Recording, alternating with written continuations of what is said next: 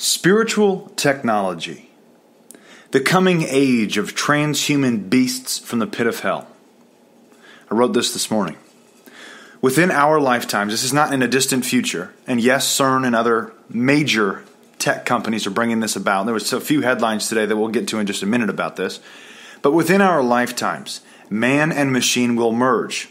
Within 10 years, it's been predicted that the quote-unquote singularity will take place.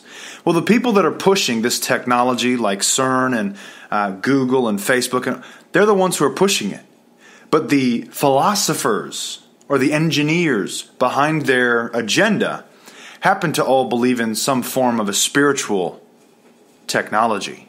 I'm not kidding you. Ray Kurzweil, the engineer at Google, who said we're going to have the singularity where man and machine will mix within 10 years, and by 2045, the combining process or the merger will be entirely complete. The article that I'm going through here in this report I did this morning was posted to The Guardian, and it was literally about how God is in the machine. Really? Because that's not what the God of the Bible, the only God, says. He's not in the machine. These philosophers, these futurists, these clubs, these secret societies. Let me read. Our future is being guided not by those who have the best in mind for humanity, but rather by lunatic, enlightened scientists, futurists, and technologists. For those of you guys who understand the reference of lunatic, you'll know exactly what I'm talking about. We've recently gone through, in the latest Club of Rome series, and exposed to you the Lunar Society. This is this society housed the grandfather of Charles Darwin, who was an occultist, who believed in talking to plants and that the plants actually talked back to him. There you go. Right there, plain and simple. We exposed it all in the latest Club of Rome series. We have another one coming out this week, which is going to be even bigger. Because this impact that I'm talking about here in this article, I'm going to keep reading in just a second here, but this impact that we're about to feel, that we're about to see, I don't know when, within a year, within 2 years, within 10 years, is the impact of the Fourth Industrial Revolution. It's also the impact of a world war. You see, these two industrial revolutions and world wars, they're very linked. They're extremely linked. We've had several industrial revolutions so far. They were linked to world wars. Now, our future is being guided not by those who have the best in mind for humanity, but rather by lunatic enlightened scientists, futurists, and technologists. God predicted these days in Scripture, and an age-old deception carries on. This time around, the apple mentioned in Genesis is technology, and the serpent is in the machine, not God. The serpent is in the machine. Through technology, mankind has crafted exceptional tools to further humanity and make work easier. But also through technology comes the aspect of spiritual science and spiritual technology, which is known as metaphysics. According to one individual, Ray Kurzweil, the author of The Age of Spiritual Machines and the current director of engineering at Google. This isn't just some Joe Schmo. This is the current director of engineering at Google. Machine intelligence will match that of humans by 2029, and by roughly 2045, man and machine will have merged entirely. With technology continually on an exponential timeline, a machine could match human intelligence much sooner than the date Kurzweil gave, because there are significant technological advances every 2 years. The same goes for the merger. Kurzweil recently stated, "What's actually happening is machines are powering all of us. They're making us smarter. They may not yet be inside of our bodies, but by the 2030s, we will connect our neocortex, the part of our brain where we do our thinking, to the cloud." Not me. No. I don't know who he's not talking about me. I'm not doing that. But apparently, Google and Facebook and other gigantic technology companies are planning that in as little as a few years, they're going to connect brains to the cloud. You know how you have like Dropbox, for example, or Google Drive, or Amazon Drive, whatever it's called. They're all connected to the cloud, quote unquote, which are servers stored somewhere else or stored at their data centers.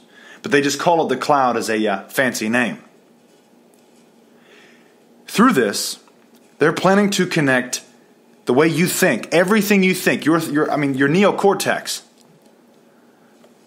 where we do our thinking, to that cloud, to their servers. Do you really want Google monitoring all of your thoughts? Because Ray Kurzweil has plans that by the 2030s, you will have connected your brain to the cloud. Not me. I opt out. There is enough creeping going on by Google, and there sure as heck is enough censorship. Can you imagine if people's brains, if all of our brains were connected to this gigantic data center that was owned by Google, and say if we were to witness the same takeover that we're witnessing on YouTube, the censorship. The question is, we're going to connect our neocortexes to the cloud, but what's the cloud going to do to our thoughts? Are they going to be censored? Are they literally going to analyze and block our own thoughts or control our thoughts? Or in other words, what's called mind control. There is a massive agenda behind this, and it's not, again, by some futurist who is a nutjob sci-fi fanatic. This is the director of engineering at Google. Kurzweil is a philosopher, and he is not the only one pushing the agenda of transhumanism. There are many others dating far back to who is known as the originator of transhumanism ideology. No, it's not a techie from the 1950s. It was actually a priest, a Jesuit priest. Shocking. The priest's name is in French, so excuse me if I say it wrong. Pierre Teilhard de Chardin. Pierre was a French idealist, philosopher, and Jesuit who trained as a paleontologist and geologist and took part in the discovery of Peking Man. Upon tracing the origins of transhumanism, several names come about, and a couple of them are Julian Huxley, a well-known eugenicist, and Nikola Fedorov, a Russian Orthodox ascetic. Understanding the origins of transhumanism can shed light on just how this will impact the church as a whole, because most of the people involved in bringing this futuristic enlightenment about are church rejects or occultists, not atheists. Being that the originators are not atheists, but rather the majority of them are in fact ex-members of churches and or religions, we can contrive that their ideology is based on spiritual practice, rather than mere material aspirations. Just as Adam and Eve were deceived by the serpent to disobey God, so are the, quote, enlightened deceived by the serpent to aspire to be God. It's an age-old deception. It's been the same since the beginning. The attack.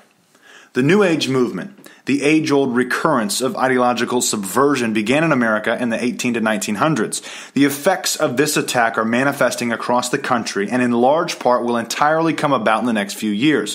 First, they struck the churches and pastors lost their fire. Then they struck the schools and children lost their minds. Then they struck homes and the husbands lost their wives. This multifaceted attack is in large part described as cultural, ideological subversion. This silent war happens in 4 stages: demoralization, destabilization, crisis, and normalization.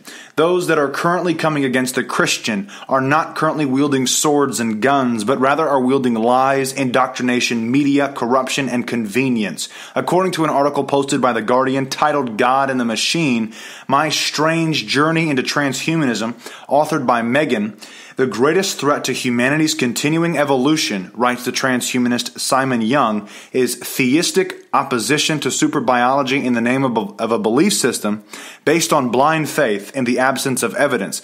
There is no absence of evidence. There's plenty of evidence. I'm evidence. My whole life has changed. I am a new creation. You're evidence. And of course, there is countless archaeological finds and discoveries that prove the reality that God does exist.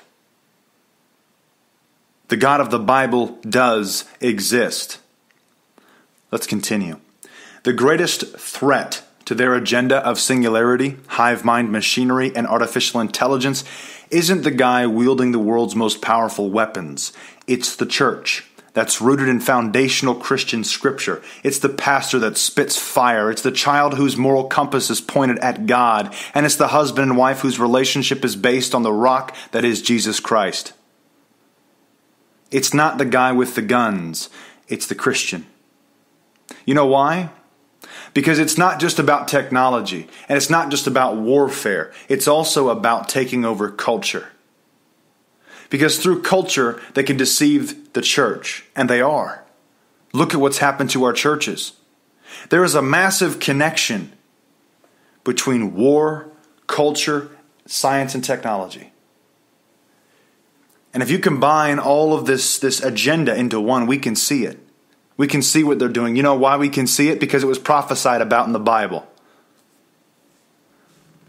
Faith is their enemy and culture is their weapon. The enlightened agenda, that is the transhumanist plan, begins with subversion and ends with totalitarianism. A mind uploaded to a machine is no longer a mind, but rather a bee in a beehive. Instead of individualism, it's collectivism. Instead of biology, it's data. And instead of your rights, it's rights with a W. Because it's little lines of code that are written, whether it be by a machine or a human. Well, guess what? Those little lines of code that are your memories and your thoughts and your feelings and your emotions, they can be deleted. They can be manipulated. We are but a pesky problem that just won't go away, aren't we? And it's a beautiful thing. But just how big is this agenda? One glance at the United Nations, the World Economic Forum, and history, we can derive from their publishings and their policies that this plot is much larger than a single company and much larger than that of a single occurrence. Their agenda is so vast that it has taken several centuries, several governments, and several, quote, revolutions to bring the world to this very moment. The precise turn that changes man into machine, and the World Economic Forum calls it the Fourth Industrial Revolution. This week, published on our site, The Christian Truther, specifically to our exclusive section, will be episode 9. And exposed within this series is just how interlinked world, war, and industry revolutions are. And it is quite shocking to see the connections. You need to see this. Make sure you sign up to the website. Right now we have a deal for $1.50 per month. We're being attacked from all sides. We've been going over this for several weeks now. We need your support. Subscribe to the website. Get access to this content for literally $1.50 per month. The discount code's in the description. The crisis. After several years of their tactics and agenda, something has happened to the people of America, especially the latest generation, the millennials. Millennials are the least, quote, religious generation, and studies show that only 4%, like single digit 4%, hold a biblical worldview. What does that mean for future generations? Scripture tells us to be watchful and wary of the devil who tramps around like a roaring lion, seeking whom he may devour. Well, currently in America, 96% of the youth have been led to the devouring. Whether it be by parents or teachers or preachers, the agenda is clear. The effect of their subversive tactics have taken hold of this generation. And to a great part, it will be this generation that follows down the hellhole that is transhumanism. They got them all with cell phones and smart technology and wristwatches and so on and so forth, didn't they? They got them all with the Big Bang Theory and the indoctrination in schools, and parents too preoccupied with work to actually teach their kids the right way to be an adult. According to studies, millennials are hungry for a purpose in this life. And they don't hate Jesus, but the pastors have no fire to fill their bellies, and the broken home has no foundation to stand on. How do you think that happened? Ideological subversion. Facebook, Google, and all this other technology. People are so incredibly engulfed into their cell phones, they wouldn't even know if the world was around them caught fire. It's insane. We are under attack. The mainstream media is getting desperate. The old media is dying. And they're not going anywhere without a fight. We must weather the storm. We have something they don't. You. We need your help. Become a member of the Christian Truther for $1.50 per month, using the discount code in the description to support us in this fight, and get access to all of our unlimited content. God bless you, and thank you.